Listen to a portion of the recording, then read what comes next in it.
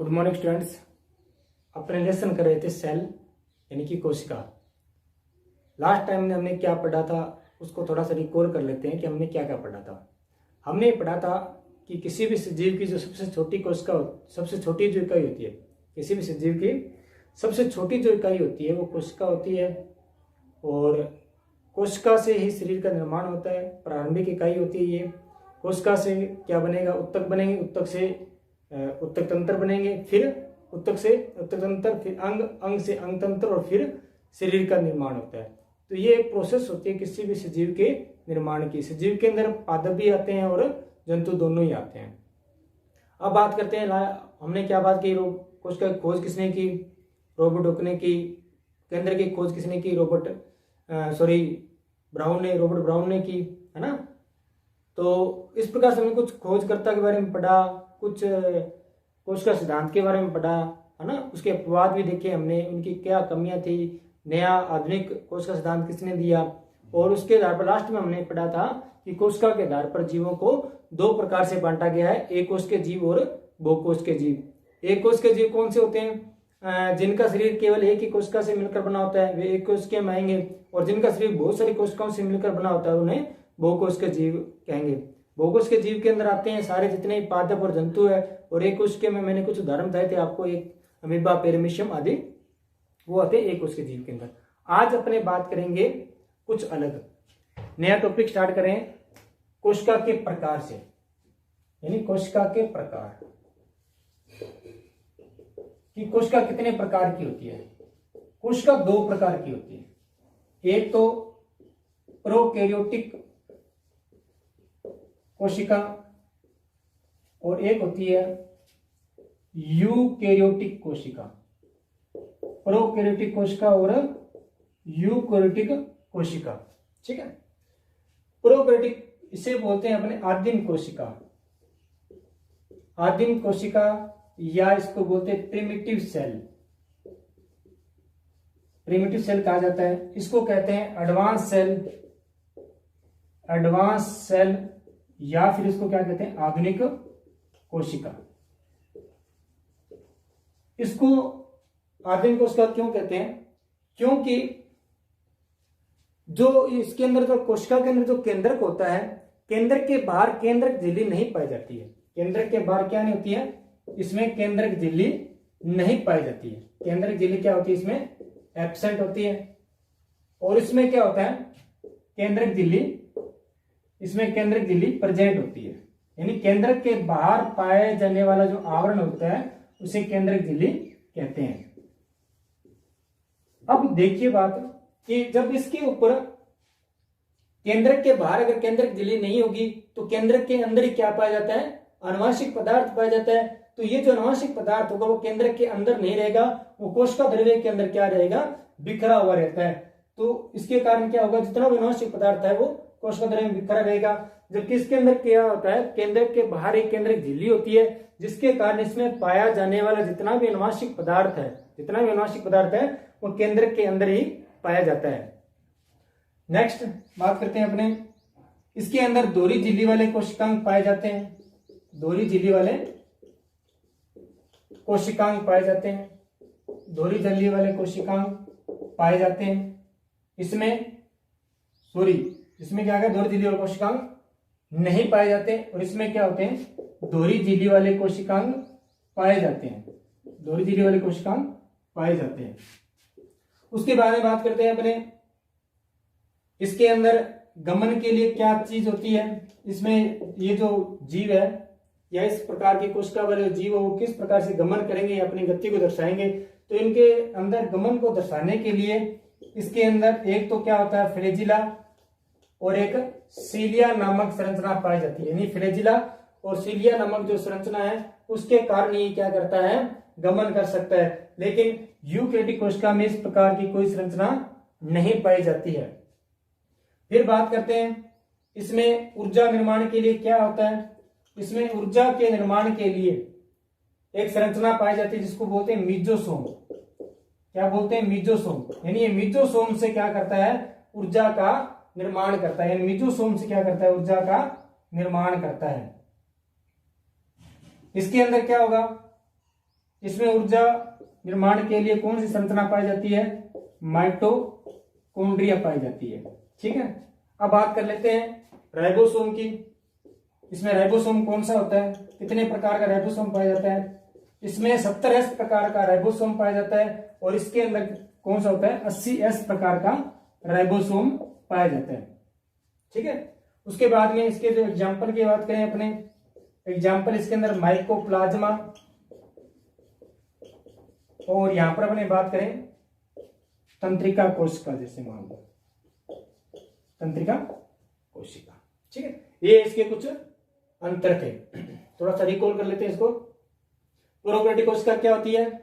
आदिम यानी प्रिमिटिव कोशिका होती है। ये एडवांस कोशिका होती है। इसमें केंद्रक झिल्ली एब्सेंट होती है, उसमें केंद्रक झिल्ली प्रेजेंट होती है। इसमें धुरी झिल्ली वाले कोशिकांग नहीं पाए जाते, इसमें धुरी झिल्ली वाले कोशिकांग पाए जाते हैं। धुरी झिल्ली वाले कोशिकांग मतलब जिसके ऊपर डबल लेयर होती है वो पाए जाते हैं। इनमें गमन के लिए फ्लैजिला और सिलिया नामक संरचना पाई जाती है, जबकि इसके अंदर नहीं पाई जाती है। इसमें ऊर्जा निर्माण के लिए मिजोसोम पाया जाता है, इसमें ऊर्जा निर्माण के लिए माइटोकॉन्ड्रिया नामक संरचना पाई जाती है। राइबोसोम की बात करें तो इसमें 70S प्रकार का राइबोसोम पाया जाता है, उसमें 80S प्रकार का राइबोसोम पाया जाता है। उदाहरण के लिए माइकोप्लाज्मा और तंत्रिका कोशिका। ठीक है, अब आगे नेक्स्ट बात करते हैं।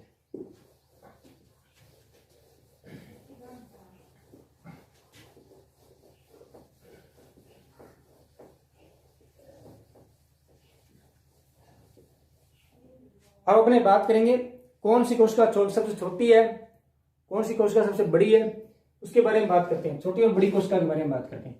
सबसे पहले बात करते हैं जीव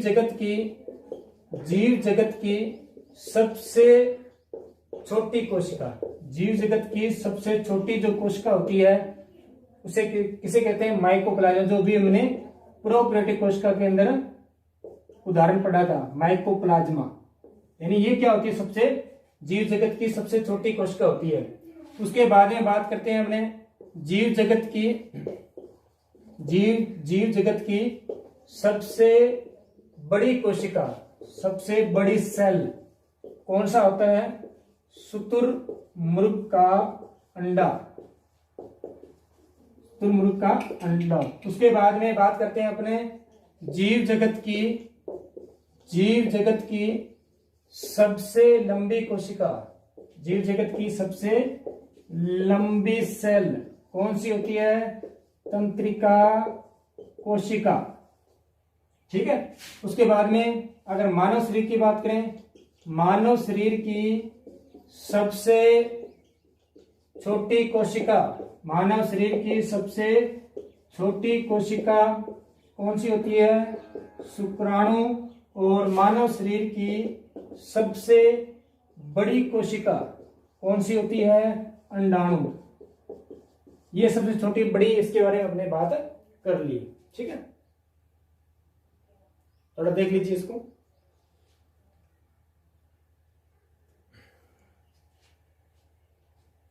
ठीक है, अब नेक्स्ट अपने बात करते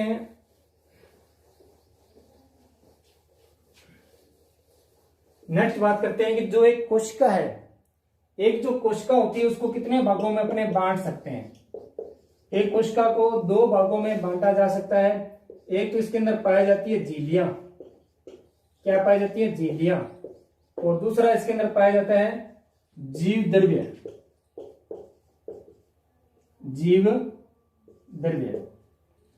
झिल्लियों को 2 भागों में बांटेंगे अपने। 2 प्रकार की होती है, एक तो क्या होती है? कोशिका भित्ति, और एक होती है कोशिका झिल्ली। झिल्लियां 2 ही होती है, एक होती है कोशिका भित्ति और एक क्या होती है? कोशिका झिल्ली। इसको भी अपने 2 प्रकार से बांट सकते हैं, एक तो केंद्रक और एक क्या होगा? कोशिका द्रव्य। और इसी कोशिका द्रव्य के अंदर क्या पाए जाएंगे? कोशिकांग पाए जाते हैं। ठीक है, इसका एक थोड़ा सा रफली डायग्राम मैं बना के आपको बताता हूं कि क्या होता है। जैसे मान लो ये एक कोशिका है, इसके ऊपर डबल लेयर है, ये रफली डायग्राम है, ये थोड़ा समझने की कोशिश करें आप इसको। ये हमारा डबल लेयर है। ठीक है, कोशिका भित्ति मान लो इसको, ये इसकी कोशिका झिल्ली मान लो, इसके बीच में सेंटर में ये क्या होगा, केंद्रक मान लो इसको, ठीक है। उसके बाद में ये जो पदार्थ है ये क्या कहलाता है, ये कोशिका भित्ति मान लो इसको, कोशिका भित्ति है ये क्या होगी, कोशिका झिल्ली, ठीक है। ये कोशिका संरचना बता रहे हैं अपने। उसके बाद में ये क्या होगा, कोशिका द्रव्य, ठीक है। उसके बाद में ये क्या होगा, ये क्या है, केंद्रक, और केंद्रक के अंदर पाया जाने वाला केंद्रक द्रव्य। अब बात करते हैं ये जो कोशिका द्रव्य है ना, जो मैंने यहाँ पर लिखा है कोशिका द्रव्य, और इसके नीचे क्या लिखा है, कोशिकांग। यानी कोशिकांग का मतलब क्या होता है, कोशिका के जो अंग होते हैं वो इसके कोशिका द्रव्य के अंदर ही पाए जाते हैं। जैसे मान लो माइटोकॉन्ड्रिया की बात करें तो इसमें पाए जाते हैं, ईआर की बात करें तो इसके अंदर पाए जाते हैं ना, ईआर वगैरह, ये सारे इसके अंदर, जितने भी कोशिका के अंग है वो सारे सारे कहाँ पाए जाते हैं, कोशिका द्रव्य के अंदर पाए जाते हैं।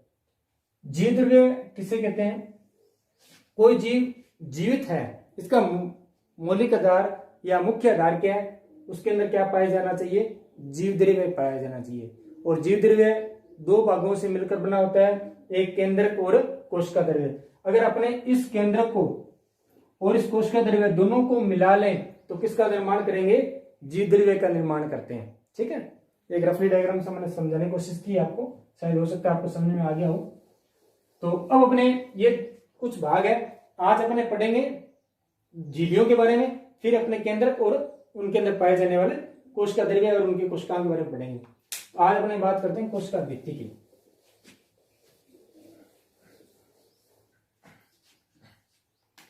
तो पहला पॉइंट क्या है, कोशिका भित्ति।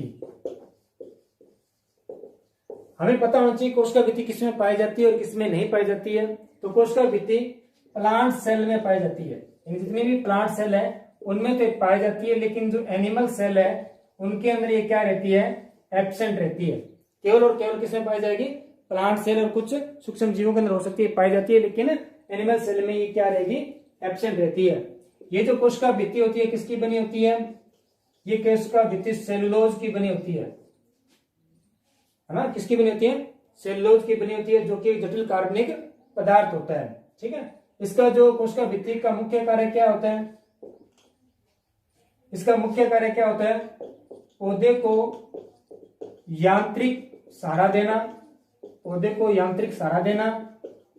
और दूसरा इसका कार्य होता है दो कोशिका के मध्य, दो सेल के मध्य पदार्थों के आवागमन में सहायता करना, पदार्थों के आवागमन में सहायता करना। यानी दो कोशिका के मध्य जो पदार्थ डिस्ट्रीब्यूट हो रहे हैं वो किसके कारण हो रहे हैं, कोशिका भित्ति के कारण हो रहा है। तो इसमें आपको इतनी बात ध्यान रखना है कि ये प्लांट सेल में पाया जाता है, एनिमल सेल में एब्सेंट होता है। किसका बना होता है, सेलुलोज का बना होता है। इसका कार्य क्या होता है, पौधों को यांत्रिक सहारा देना और दो कोशिकाओं के मध्य पदार्थों के आवागमन में सहायता करना, ये इसके मुख्य कार्य हैं। और किसकी बनी होती है मैंने बात कर ली। और वैसे अगर देखा जाए जो कोशिका भित्ति होती है उसके अंदर 3 स्तर होते हैं, वो भी थोड़ा देख लीजिए आप। 3 स्तर कौन से होते हैं, एक होती है मध्य पटलिका, उसके बाद में क्या आती है प्राथमिक भित्ति, उसके बाद में प्राथमिक भित्ति, और उसके बाद में कौन सी आती है द्वितीयक भित्ति। 3 भित्तियां आती है, मध्य पटलिका, प्राथमिक भित्ति और द्वितीयक भित्ति। ये जो होती है ना, ये किसी भी कोशिका भित्ति की सबसे भारी परत होती है। उसके बाद में प्राथमिक भित्ति आएगी, उसके बाद में द्वितीयक भित्ति। तीनों मिलकर क्या करती है, हमारे कोशिका भित्ति का निर्माण करती है। ये भी सेलुलोज, हेमिसेलुलोज, पेक्टिन वगैरह इनकी बनी होती है, ठीक है। तो कोशिका भित्ति में इतना ही था आपके लिए।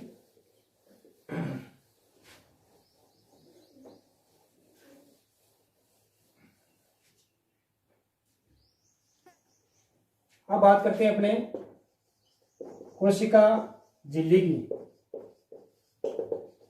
कोशिका झिल्ली के अंदर बात करें तो ये दोनों में पाई जाती है। ये प्लांट सेल में भी पाई जाती है, प्लस किसमें पाई जाती है, एनिमल सेल। यानी प्लांट सेल और एनिमल सेल दोनों में ही पाई जाती है। और ये दोनों ही जो कोशिका झिल्ली होती है ये प्रोकैरियोटिक कोशिका व यूकैरियोटिक कोशिका में समान प्रकार की होती है। प्रोकैरियोटिक कोशिका व यूकैरियोटिक कोशिका में समान होती है।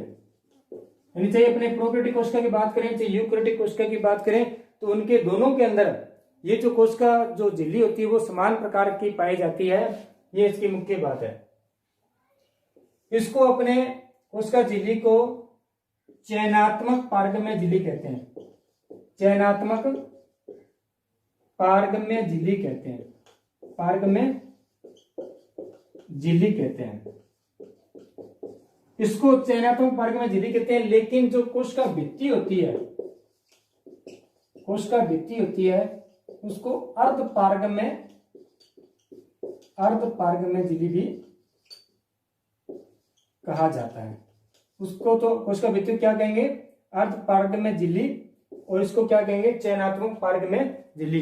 क्योंकि कारण क्या होता है कि जो कोशिका भित्ति होती है वो तो लगभग सभी पदार्थों को कोशिका के अंदर आने देती है, लेकिन जो कोशिका झिल्ली होती है वो उन पदार्थों को ही कोशिका के अंदर या कोशिका द्रव्य के अंदर आने देती है जो कि उस कोशिका के लिए क्या होते हैं? लाभदायक होते हैं। अगर कोई भी पदार्थ उस कोशिका के लिए क्या हानिकारक है तो वो उस पदार्थ को उस कोशिका से बाहर ही रोक देती है। यानी इसका मतलब क्या कर रही है? वो पदार्थों का चयन कर रही है। इसलिए इसको क्या बोलते हैं? चयनात्मक पारगम्य झिल्ली भी कहा जाता है। और इसके अंदर अपने क्या कह सकते हैं? इसका भी काम भी क्या होता है? इनका भी विसरण और प्रासरण से संबंधित काम होता है। विसरण और प्रासरण, जिसको अपने थोड़ा सा आगे डिटेल में पढ़ेंगे कि विसरण और प्रासरण क्या होता है, लेकिन थोड़ा बहुत आप देख लें यहाँ पर ही कि विसरण और प्रासरण क्या होता है। किसी भी पदार्थ का अधिक सांद्रता से कम सांद्रता की ओर गमन ही विसरण और प्रासरण कहलाते हैं। इसमें थोड़ा सा ही अंतर, ज्यादा अंतर नहीं है। इसके बारे में अपने बाद में आगे डिस्कस करेंगे। ठीक है, तो कोशिका झिल्ली के अंदर अपने क्या कह सकते हैं कि ये प्लांट सेल और एनिमल सेल दोनों पाई जाती है। ये प्रोकैरियोटिक कोशिका और यूकैरियोटिक कोशिका में समान होती है और इसको चयनात्मक पारगम्य झिल्ली भी कहा जाता है। क्यों कहा जाता है? क्योंकि ये पदार्थों का चयन करके हमारे पास पहुंचाती है, कोशिका तक पहुंचाती है। इनका मुख्य काम का कार्य क्या होता है? विसरण और प्रासरण करने का इसका मुख्य कार्य होता है। इसके अलावा कोशिका भित्ति को अपने क्या बता दिया? अर्ध पारगम्य झिल्ली। तो दो झिल्लियां थी हमारे पास, एक तो कोशिका भित्ति और एक कोशिका झिल्ली। दोनों के बारे में हमने पढ़ लिया। नेक्स्ट हम पढ़ेंगे कोशिकांग, जो कि नेक्स्ट क्लास में ही हो पाएगा। धन्यवाद आज के लिए।